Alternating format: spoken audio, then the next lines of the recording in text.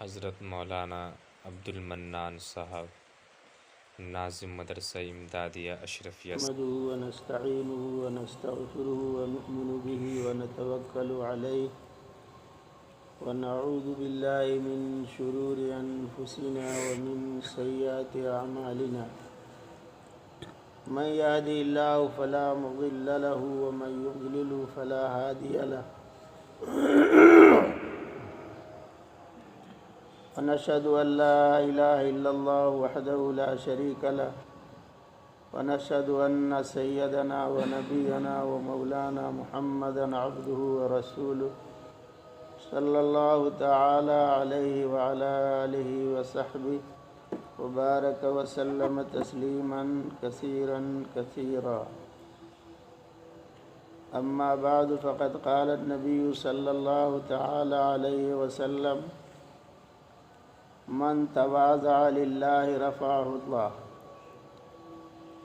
وقال عليه الصلاة والسلام كلكم بنو آدم وآدم من تراب أو كما قال عليه الصلاة والسلام.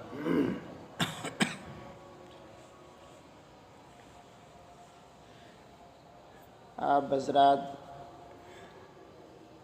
دور دراز کا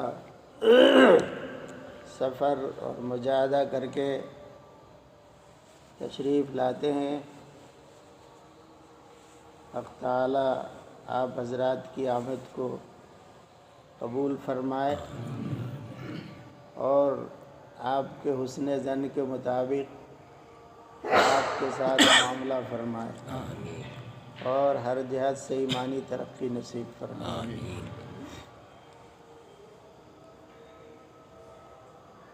اس وقت آپ کے سامنے حضرت نبی کریم صلی اللہ تعالیٰ علیہ وسلم کا دو ارشاد گرامی پڑھا گیا ہے.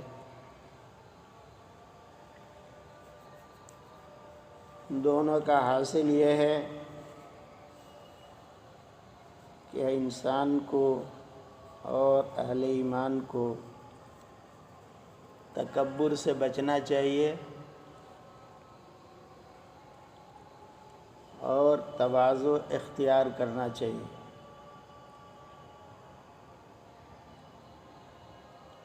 تکبر کا تعلق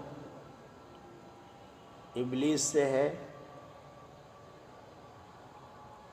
روئے زمین پر سب سے پہلی نافرمانی کا بیج ابلیس نے بویا.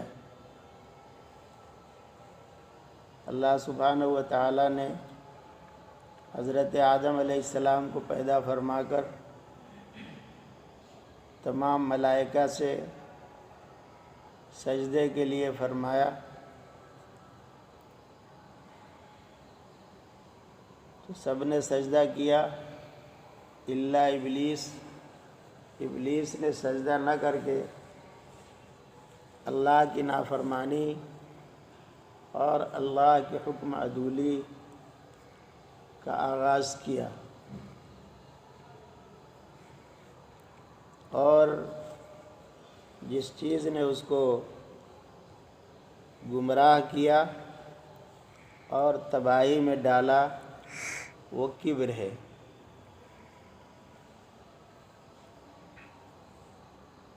حضرت آدم علیہ السلام کو بھی اللہ تعالیٰ نے ایک حکم فرمایا تھا کہ جنت کا خاص شجرہ درخت استعمال نہ کرے. تو حضرت آدم علیہ السلام شیطان کے بہکاوے میں آ گئے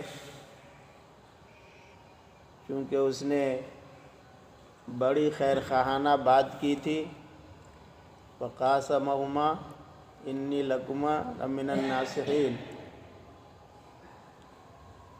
ایک خدا کی قسم اور پھر خیر خواہی کا دعویٰ اور اسی کے ساتھ آدم علیہ السلام کے ذہن سے اللہ کا وہ حکم ولا تقرب هذه الشجرہ بوجھل ہو جائے اور غفلت ہو جائے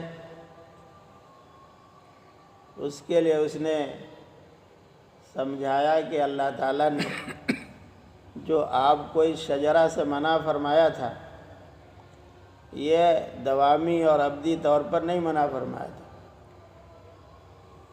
یہ وقتی ممانعت تھی کہ ابھی آپ وجود میں آئے تھے اور داخل جنت ہوئے تو آپ کے معدے میں اتنی استعداد نہیں تھی کہ ایسی غذا استعمال کر سکتے، لیکن اب اتنا عرصہ گزر گیا ہے کہ آپ اس کو استعمال کریں گے تو آپ کو کوئی حرج نہیں ہوگا، اور بڑی بشارت یہ دی کہ آپ دونوں ہمیشہ ہمیش کے لیے جنتی ہو جائیں گے، کبھی جنت سے نکالے نہیں جائیں گے۔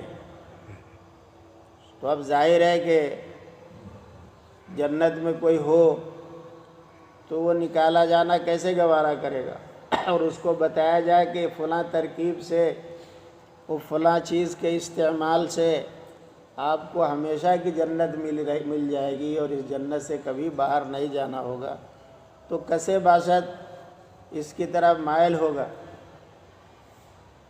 اور اللہ کے عاشق کو اللہ کی قسم دلائی جا رہی ہے، خیر خواہی اور نہ بات کی جا رہی ہے، تو اس کے فریب میں حضرت آدم علیہ السلام نے شجرہ کا استعمال کر لیا۔ تو اب ظاہر ہے کہ یہ استعمال اللہ سبحانہ و تعالیٰ کی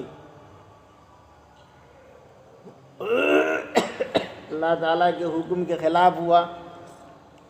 اللہ تعالیٰ نے فرمایا تو وَلَا تَقْرَبَ هَٰذِهِ الشَّجَرَةَ، اور آپ نے استعمال کر لیا، تو نتیجے میں اس شجرہ کے استعمال کے سے جو تقاضے پیدا ہوتے ہیں جنت اس کی جگہ نہیں ہے۔ اس لیے آدم علیہ السلام کو اور حضرت حوا علیہ السلام کو روئے زمین پر ڈال دیا گیا۔ وہ واقعہ سنانا مقصود نہیں ہے، بات یہ ہے کہ حضرت آدم علیہ السلام سے ایک چوک ہو گئی۔ اب یہ اس کو حضرت قاری طیب صاحب رحمۃ اللہ علیہ نے فرمایا ہے، لکھا ہے کہ اس کو نافرمانی نہیں کہیں گے، نافرمانی جان بوجھ کر کے حکم کی خلاف ورزی کا نام ہے، اور یہ جو خلاف ورزی ہے یہ بھول سے ہے، اجتہادی اور فکری غلطی سے ہے، اس لیے اس کو نافرمانی نہیں کہا جائے گا۔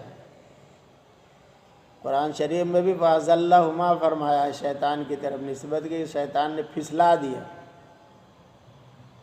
لیکن اللہ تعالیٰ نے جن کے رتبے ہیں سوا، ان کی سوا مشکل ہے، جس کا جتنا مقام اور قرب کسی بڑے سے ہوتا ہے تو اس کے معمولی عمل پر، معمولی حرکت پر گرفت بڑی ہوتی ہے کہ میرا مقرب ہو کر، میرا درباری ہوتے ہوئے ایسا کیسے کر لیا۔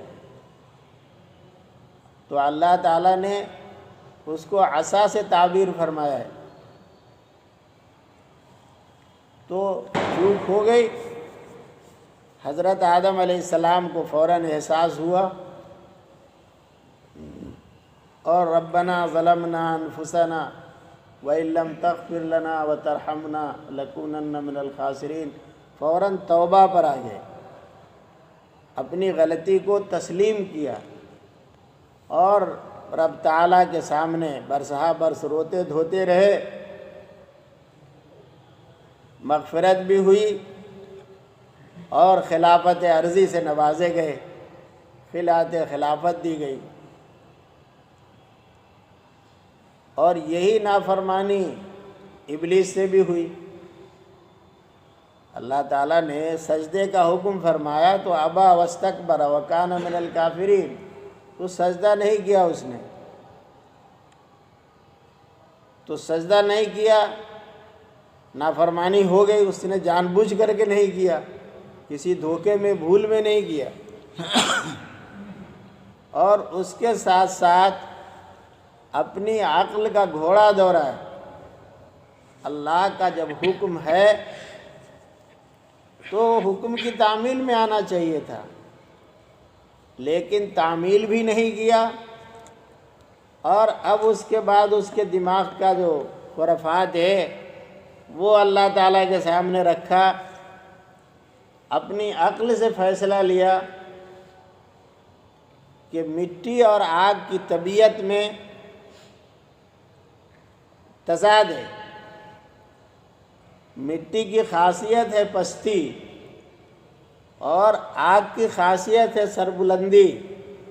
آگ کو جتنا روشن کریں گے اس کا شعلہ آسمان سے باتیں کرے گا، اور مٹی کو کہیں فضا میں جا کر کے اوپر سے چھوڑ دیں گے کروڑ میل کے دوری سے بھی تو وہ مٹی کا ڈھیلا کہیں نہیں رکے گا، وہ مٹی سے ہی ملنے کے بعد اس کو قرار ہوگا، وہ ڈھیلا مٹی زمین پر ہی آئے گا۔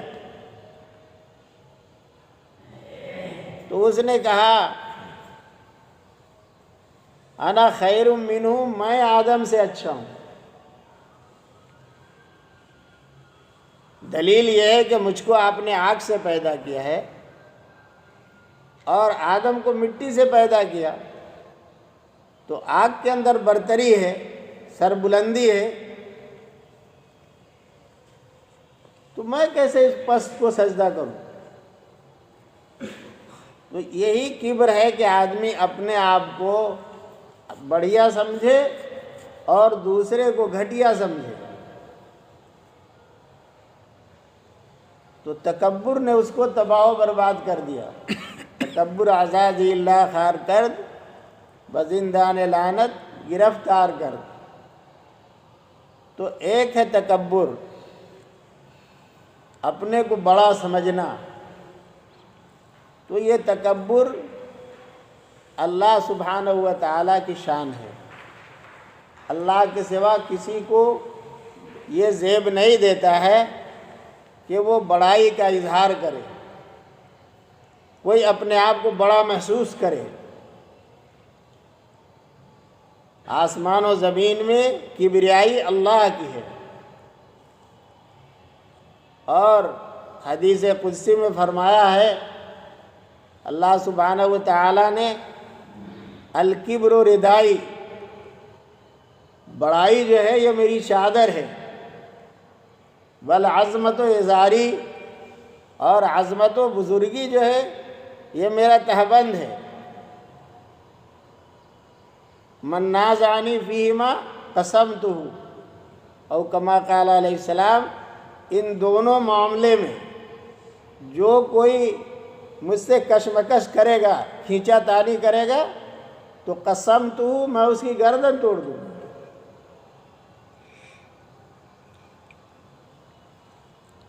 اس لیے انسان اور اہل ایمان کو تواضع کی ضرورت ہے، اور تواضع اس کو زیب دیتی ہے۔ اسی کو حضرت نبی کریم صلی اللہ علیہ وسلم نے اپنے ارشاد عالی میں بیان فرمایا، من تواضع للہ رفعہ اللہ، کبر کرنے والا تو پستی میں جاتا ہے۔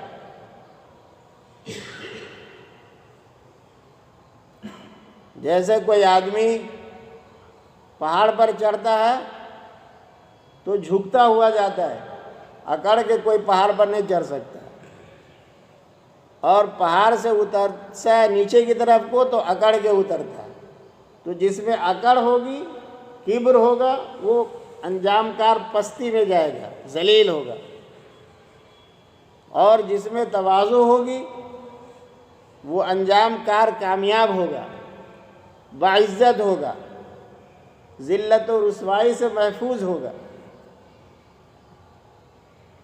تو اب یہ تواضع کبر کا مقابل ہے، وہاں اپنے کو بڑا سمجھنا ہے، اور تواضع کا معنی ہے اپنے کو کمتر سمجھنا۔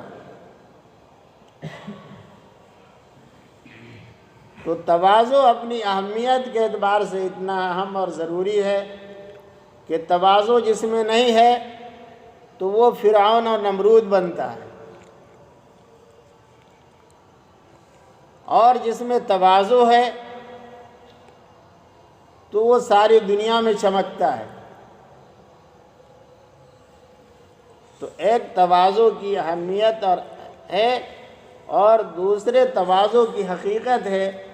تو تواضع جو عربی کا لفظ ہے اس کے معنی اپنے آپ کو کمتر سمجھنا، ایک ہے کمتر سمجھنا اور ایک ہے اپنے آپ کو کمتر ظاہر کرنا۔ جیسے ہم لوگ اپنے آپ کو ظاہر کرتے ہیں، کوئی حقر لکھتا ہے، کوئی بندہ لکھتا ہے، کوئی فلاں لکھتا ہے، تو بظاہر لگتا ہے کہ بہت متواضع ہیں ہم، لیکن اگر اسی کو کوئی کہہ دے کہ ہاں واقعی آپ نالائق ہیں، لکھ رہے نالائق فلانا، ناکارہ فلانا، تو اگر کہہ دیا جائے پلٹ کر کے کہ ہاں آپ واقعی ناکارہ ہیں اور اس پر اس کو کوئی ناگواری نہ ہو، تب تو واقعی ہے کہ اس کے اندر تواضع ہے۔ اور جو ناکارہ اور نالائق اور فلاں فلاں اس لیے کہہ رہے ہیں کہ ادھر سے آپ جواب میں کہیں نہیں حضرت آپ تو ایسے ہیں، نہیں حضرات تو آپ تو ایسے ہیں، تو یہ کہلوانے کے لیے اور اپنے کہے کی داد حاصل کرنے کے لیے اگر کرتے ہیں تو ظاہر ہے کہ یہ تواضع نہیں۔ تو تواضع ہے اپنے آپ کو حقیر سمجھنا، معمولی سمجھنا، بے حقیقت سمجھنا دل کے اندر۔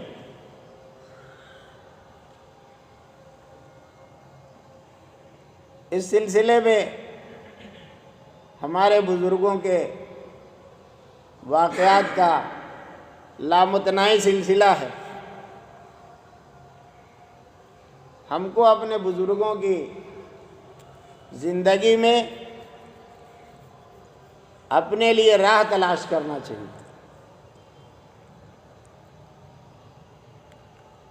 تو ہمارے بزرگوں میں حضرت شیخ الہند رحمۃ اللہ علیہ ہمارے اہل علم کے درمیان، اور ایک زمانے میں ہندوستان اور افغانستان اور ترکستان میں ان کا ڈنکا بجتا، جنگ آزادی کے تحریک کے علم بردار ہیں،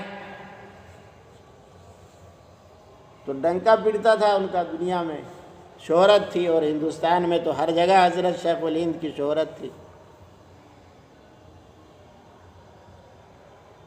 تو حضرت شیخ الہند رحمۃ اللہ علیہ کے ہاں ایک مہمان آئے اجمیر سے، ان کا نام بھی اتفاق سے مولانا معین الدین اجمیری تھے۔ وہ ایک تو خواجہ معین الدین چشتی اجمیری رحمۃ اللہ علیہ، وہ نہیں، یہ بھی اسی آبادی کے مولانا تھے، مولانا معین الدین صاحب۔ تو اب حضرت کی شہرت سن کر کے سفر کر کے ریل سے دیوبند میں اترے، ٹانگا والے سے کہا کہ مجھے حضرت شیخ الہند کے گھر لے چلو۔ تو اب باہر کی دنیا تو جانتی تھی شیخ الہند کو، اور دیوبند والے شیخ الہند کو جانتے نہیں تھے۔ دیوبند میں حضرت کا نام تھا بڑے مولوی صاحب، تو اب ٹانگا والے نے کہا بڑے مولوی صاحب کی ہاں، تو کہا ہاں ٹھیک ہے بڑے مولوی صاحب کے لے چلو۔ اس نے لے جا کر کے حضرت کے دروازے پر اتار دیا، دستک دی۔ حضرت اندر سے بنیان لنگی پہنے ہوئے نمودار ہوئے۔ انہوں نے بتایا کہ حضرت مولانا محمود الحسن صاحب کو خبر کر دیجئے کہ معین الدین اجمیری زیارت کے لیے آیا ہے۔ تو حضرت نے فرمایا اندر تشریف لائیے، اندر بلایا، بٹھایا۔ اب گرمی کا زمانہ تھا، وہ بیچارے پسینے میں ہو رہے تھے۔ تو حضرت نے فرمایا، حضرت نے پنکھا چلنا شروع کر دیا۔ میں نے کہا میں کہہ رہا ہوں حضرت کو خبر کرنے کے لیے، تو ابھی آپ تشریف لائے ہیں، آپ گرمی سے پریشان ہیں۔ تشریف رکھیں، حضرت کو اطلاع ہو جائے، کروں گا۔ پنکھا جھل دے رہے، پنکھا جھل دیر ہو گئی، پھر انہوں نے تقاضا کیا کہ میں کہہ رہا ہوں خبر کرنے کے لیے حضرت کو کہ معین الدین اجمیر سے ملاقات کے لیے حاضر ہوا ہے۔ انہوں نے فرمایا خبر کرتا ہوں۔ اب اندر گئے، کھانا لے کے آ گئے۔ انہوں نے کہا میں تم سے کہتا ہوں حضرت کو خبر کرنے کے لیے، میں کھانے کے لیے نہیں آیا، میں تو حضرت کی ملاقات کے لیے آیا ہوں۔ فرمایا حضرت آپ کھانا کھا لیجئے اور حضرت سے ملاقات ہو جاتی ہے۔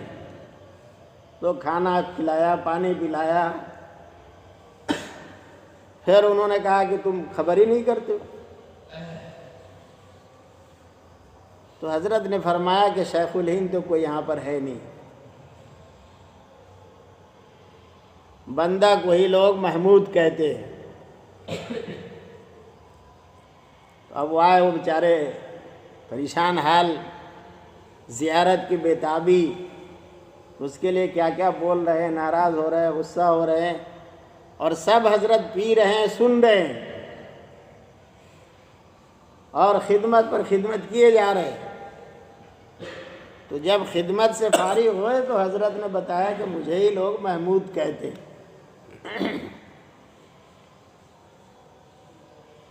اسی طرح حضرت کا ایک واقعہ ہے، حضرت کا معمول تھا کہ وہ رمضان شریف میں رات بھر قرآن سنتے تھے۔ ہر تیسرے چوتھے دن ان کے یہاں ایک ختم ہوتا تھا۔ تو اب ایک دن وہ حافظ صاحب سویا کرتے تھے، وہیں پر سو جاتے تھے۔ تو اب ایک رات حضرت پہنچ گئے، حافظ صاحب کا پیر دبا رہا۔ وہ حافظ صاحب کی آنکھ کھلی تو دیکھا کہ کوئی پیر دبا رہا ہے، تو خیال آیا کوئی شاگرد ہوگا، کوئی طالب علم ہوگا، دباتے رہے۔ جب کچھ اور دیر ہو گئی تو اب مڑ کر کے دیکھا کہ بھئی کوئی ہے کو، تو دیکھا کہ حضرت شیخ الہند رحمۃ اللہ علیہ پیر دبا رہے۔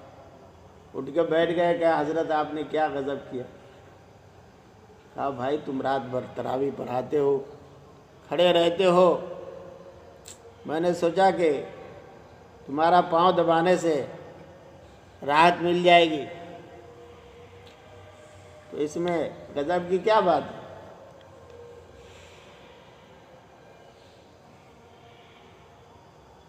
اسی طرح دارالعلوم دیوبند کے پہلے صدر المدرسین حضرت مولانا محمد یعقوب صاحب رحمۃ اللہ علیہ، جو حضرت تھانوی رحمۃ اللہ علیہ وغیرہ ان کے اساتذہ میں ہیں، دارالعلوم کے پہلے دور کے اساتذہ ہیں، جو ان میں حضرت صدر المدرسین ہیں،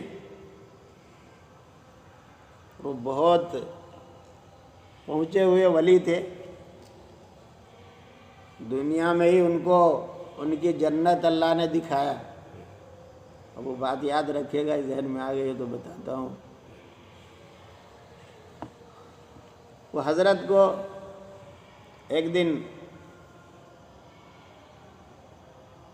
لٹک ہو گئی، دعا مانگ رہے، اے اللہ 3 لاکھ دے دے، اے اللہ 3 لاکھ دے دے، اے اللہ 3 لاکھ دے دے۔ مانگے جا رہے ہیں، مانگتے سو گئے۔ خواب میں دیکھا کہ ایک بہت بڑا سفید محل ہے، بالکل انڈے جیسا، اور اس میں طرح طرح قمقمے جل رہے ہیں۔ ٹہلتے ٹہلتے ایک مقام پر تشریف لے گئے تو دیکھا کہ وہاں روشنی نہیں ہے۔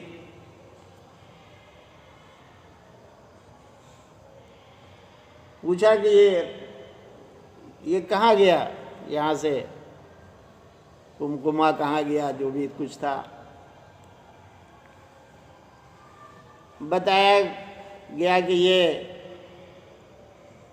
پہلے تو حضرت نے پوچھا تھا کہ یہ محل کس کا ہے، اتنا شاندار محل بہت پسند آیا حضرت کو، تو پوچھا تو بتایا گیا کہ یہ مولانا یعقوب صاحب کا محل ہے۔ تو حضرت نے اندر جانا چاہا، کہ ابھی اندر آنے کا وقت نہیں ہوا۔ تو اب وہ پوچھنے کے بعد گھومتے گئے تو ایک جگہ دیکھا اندھیرا پڑا۔ پوچھا بھائی سب جگہ روشنی ہے، یہاں کیوں اندھیرا ہے؟ تو جواب ملا کہ مولانا یعقوب صاحب نے اللہ تعالیٰ سے 3 لاکھ مانگا، تو اللہ تعالیٰ کی طرف سے حکم ہوا کہ ایک موتی توڑ کر کے بھیج دو۔ اب آنکھ کھل گئی، اب دعا مانگ رہے ہیں اللہ نہ 3 لاکھ دے، اللہ نہ 3000 دے، اب یہ دعا مانگ رہے ہیں۔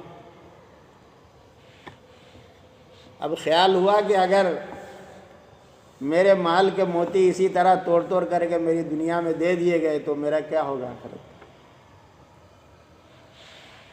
تو وہ جنت کا محل حضرت مولانا یعقوب صاحب رحمۃ اللہ علیہ کو اسی دنیا میں دکھا دیا گیا۔ تو یہی حضرت مولانا یعقوب صاحب رحمۃ اللہ علیہ، ان کی کسی نے دعوت کر دیا۔ اب دعوت کر دیا، تھوڑے دیوبند سے باہر کے حصے میں فاصلے پر دعوت کی جگہ تھی۔ اب اتنے بڑے حضرت، نہ اس نے کوئی سواری بھیجی، نہ کوئی اس دور میں سواری کا انتظام، تو حضرت پیدل چلے گئے کھانا کے وقت میں۔ کھانا تناول فرمایا، آم کا موسم تھا، آم بھی پیش ہوا، آم بھی کھایا۔ اب جب واپسی کا وقت ہوا تو میزبان نے بہت سے آم کی ایک گٹھری بھی باندھ کر کے حضرت کو دے دیا کہ یہ حضرت گھر والوں کے لیے لیتے جائیے۔ اب یہ بھی نہیں سوچا کہ اتنی بڑی گٹھری حضرت کیسے ڈھوئیں گے، کوئی سواری کا بھی انتظام کر کے دیتے تو چلو، تو پھر ویسے ہی کوئی سواری کا نظم نہیں ہے، اور ایک آم کی گٹھری پکڑا دیا۔ اب حضرت نے بھی انکار نہیں فرمایا، قبول کر لیا، لے کے چل دیے۔ اب کبھی وزن اٹھا ہوئے ہو تو اٹھاویں، ابھی کبھی دائیں ہاتھ لیتے کبھی بائیں ہاتھ لیتے، اس طرح ہاتھ بدلتے دیوبند پہنچتے تو ہاتھ تو تھکا کے چور ہو چکا تھا، اب سکت نہیں تھی کہ وہ ہاتھ بوجھ لے کے چلے۔ تو حضرت نے اس کو سر پر رکھ لیا، اور سر پر رکھنے کے بعد راحت محسوس ہوئی۔ تو فرمایا ہم بھی کیسے عجیب آدمی، یہی کام پہلے کیا ہوتا تو اتنی تکلیف نہ ہوتی ہاتھ کو۔ تو اب اتنا بڑا صدر المدرسین دارالعلوم، اپنے وقت کا اتنا بڑا عظیم المرتبت بزرگ، اب وہ سر پر آم کی گٹھری لیے ہوئے اور دیوبند شہر میں گھس رہے ہیں۔ اب لوگ مصافحہ کے لیے دوڑ رہے ہیں، سلام کر رہے ہیں، ایک ہاتھ سے گٹھری پکڑے ہوئے ہیں، ایک ہاتھ سے مصافحہ کرتے جا رہے ہیں۔ اور بہرحال گٹھری لے کے گھر پہنچ گئے۔ اب میرے اور آپ جیسا کوئی ہو تو کیا ہو، آج کل ہمارے لوگوں کو اپنا بیگ لے کے چلتے ہوئے سبکی محسوس ہوتی ہے۔ کوئی طالب علم لے کے جائے گا، اسٹیشن تک پہنچائے گا، تب آدمی سفر کرے گا، تب فلاں کام کرے گا۔ حضرت نے کوئی آر محسوس نہیں کیا، کوئی سبکی محسوس نہیں کی، اپنا کام کرنا ہے۔ دارالعلوم دیوبند کے مفتی اعظم ہند حضرت مولانا مفتی عزیز الرحمن صاحب رحمۃ اللہ علیہ، ان کا معمول تھا کہ ان کے گھر کے پڑوس میں کچھ بیوائیں تھیں، تو جب وہ دارالعلوم چلنے لگتے سویر میں تو ان گھروں پہ جا کے پوچھتے، بیوی کچھ سودا سلف منگانا ہو تو بولو۔ تو اب وہ عورتیں وہ حضرت کو دھنیا لے آئیے گا، آلو لائیے گا، اپنا اپنا بتا دیتے، اور حضرت سب کا سودا خرید کے لاتے، پہنچا دیتے۔ اب پہنچایا تو اب الٹا ہو گیا، کسی نے منگایا دھنیا، چلا آیا آلو، کسی نے منگایا اتنا، آ گیا اتنا۔ اب مولوی صاحب آپ تو ہماری چیز لائے نہیں، ہم نے تو یہ لانے کو کہا تھا، اب تو یہ لیا ہے، ہم نے تو اتنا لانے کو کہا تھا، آپ اتنا لیا ہے۔ اچھا